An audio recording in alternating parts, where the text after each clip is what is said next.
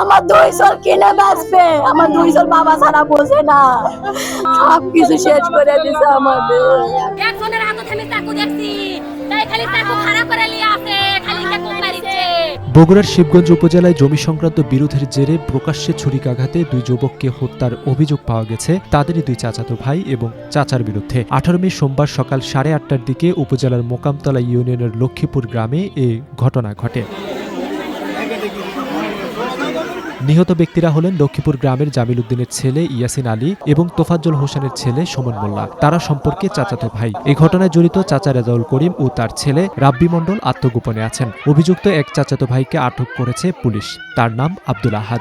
আমার সামনে নিজের চোখে মারলো, আমি কাছলে চলে আগবের পাচ্ছি না, যে চলো কাক করে মারে রে। আমার স্বামী যেরকম কাতরাতে মারা গেছে, সেই রকম ওদেরকে আমি ফাঁসি দিয়ে যাই। আমার দুই চল কিনে বাঁচবে, আমার দুই চল বাবা ছাড়া বোঝে না, সবকিছু শেষ করে দিছে আমাদের।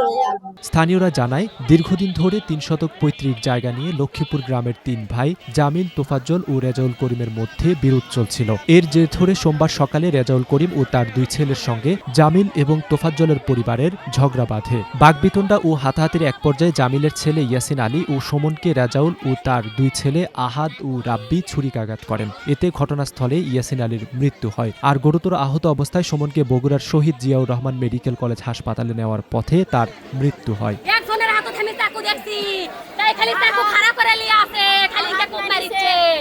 তার নাম রাহাত, আইনুল ফিরদাউস, তার হলে আনোয়ার, সবাই। খবর পেয়ে ঘটনাস্থলে গিয়ে একজনকে আটক করে পুলিশ।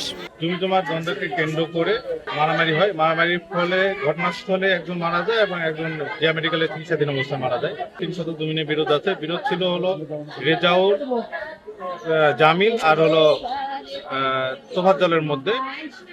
মারা গেছে তোফাজ্জলের ছেলে সুমন আর জামিলের ছেলে ইয়াসিন। আর যারা আক্রমণ করেছে তারা হলো রেজাউল এবং রেজাউলের ছেলে। আমরা তাদেরকে একজনকে হেফাজতে নিয়েছি, বাকিটা তদন্ত সাপেক্ষে আপনাদেরকে জানাবো।